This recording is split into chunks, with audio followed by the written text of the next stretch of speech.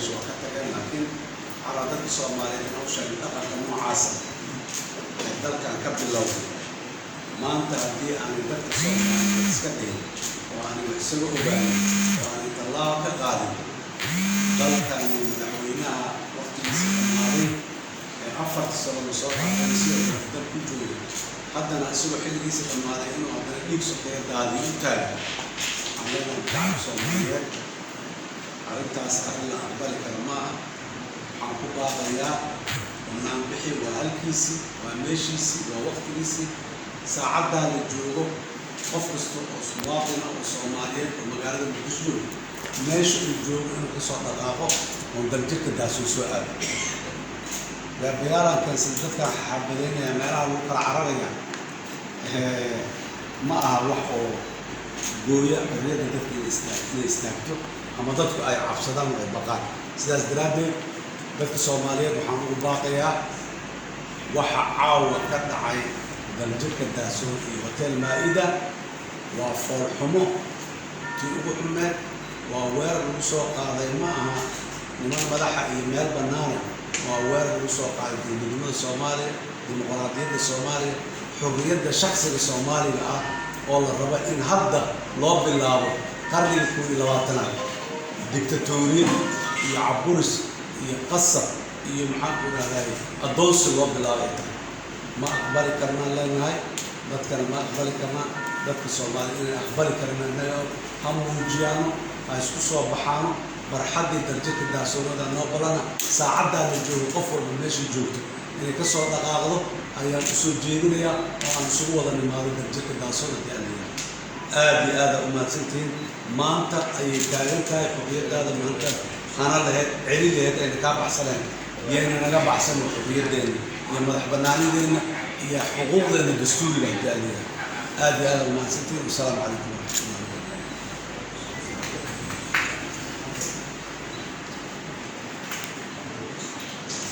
كاتب محمد بن حسن الشيخ محمود وكان لي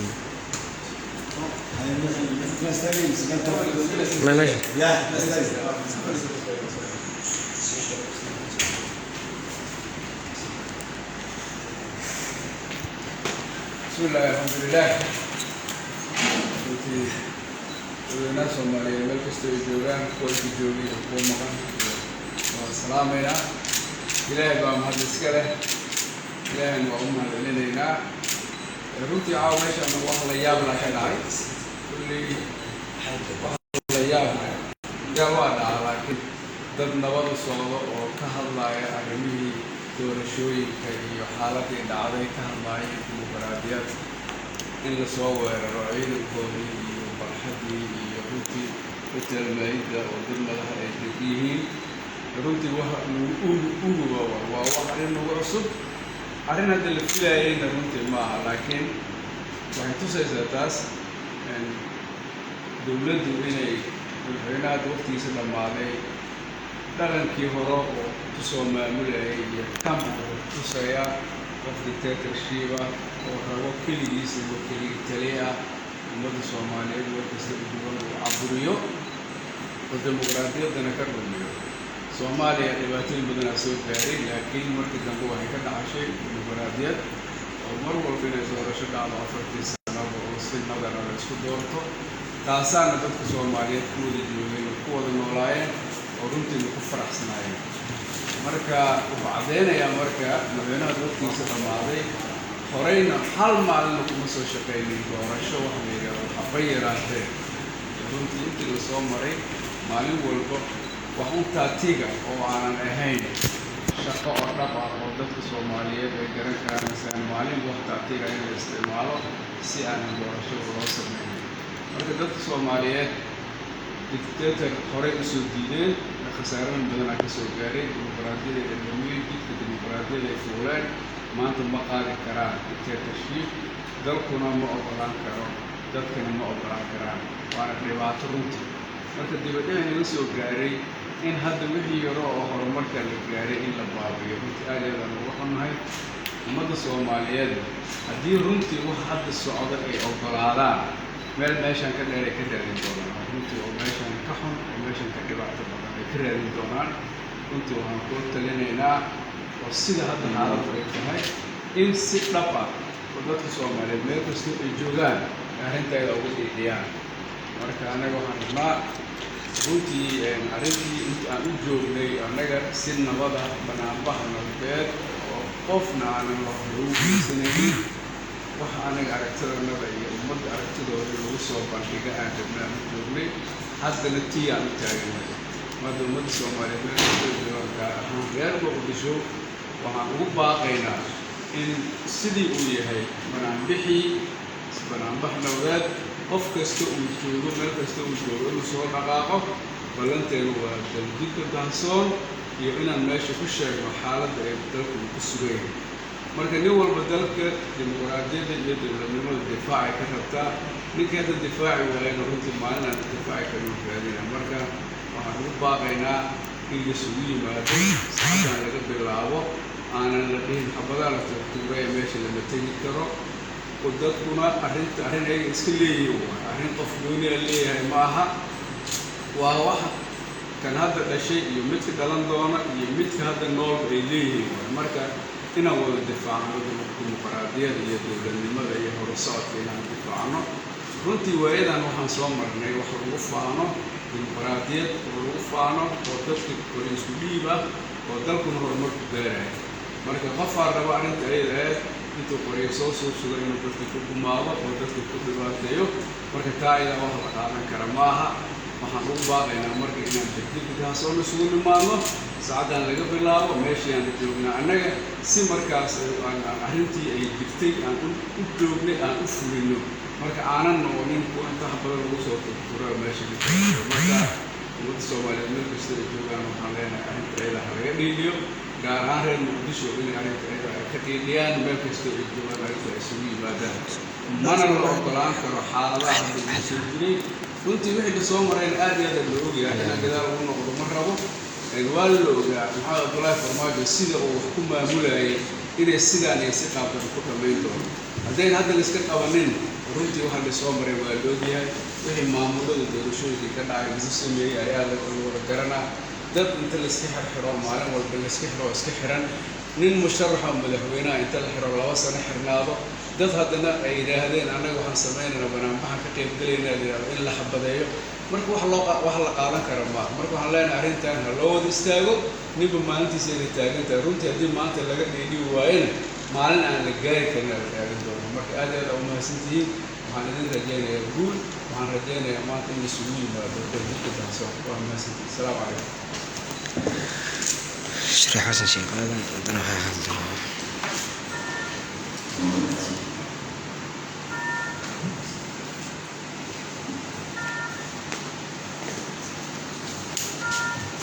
بسم الله والحمد لله والصلاة والسلام على رسول الله وبعد دمان dadka halkan fadhiya iyo dhammaan ummadda Soomaaliyeed meel walba ay joogaan waxaan leenahay assalaamu calaykum waraxmatullaahi wabarakaatuh subax wanaagsan sida aad la socotiinba waxaan ku sugannahay hotel Maida caawa runtii waxaa ka dhacay wax aad iyo aad u foolxun aan la aqbali karin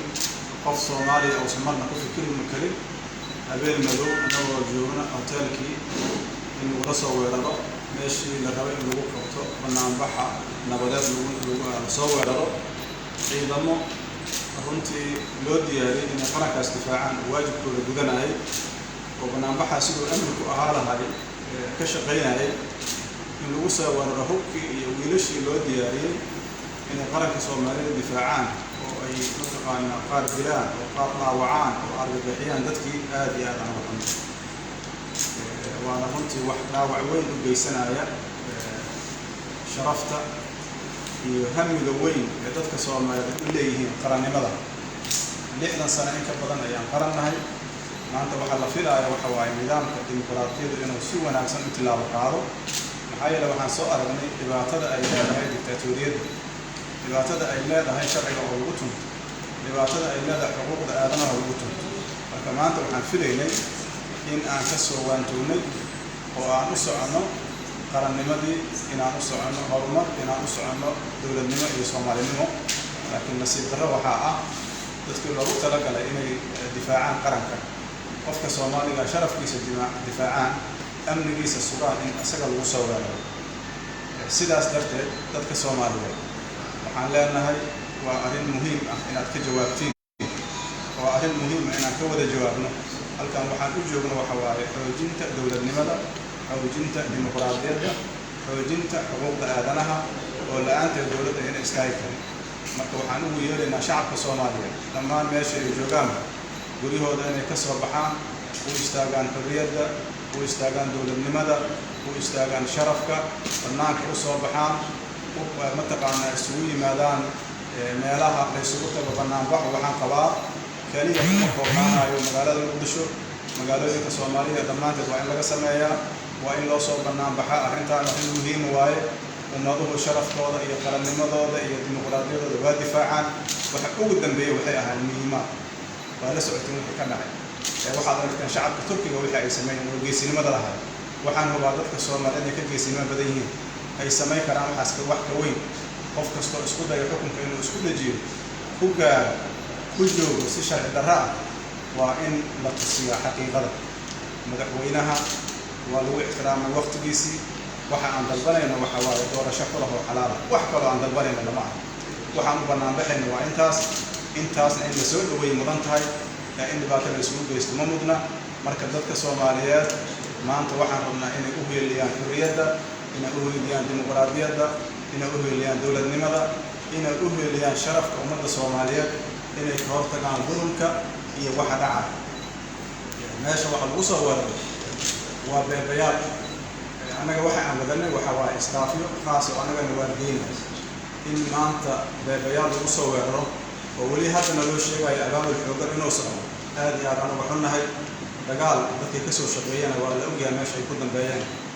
dagaal cadaalad darro ah oo dulum ah guulku ma dhammaado marka waa ka waaninaynaa madaxweynaha inuu halkaas ku joojiyo maanta dhiigaa daatay dhibaataa dhacday ummad Soomaaliyeed aad bixiyay waxaan leenahay madaxweyne kafaak waxaad geysatay dhaawac weyn ummadda Soomaaliyeed u geysatay halkaas ku jooji wiilasha Soomaaliyeed lagu abaabulay dagaalkan waxaan leenahay ka jooga waxaad gacmaha la gasheen waadii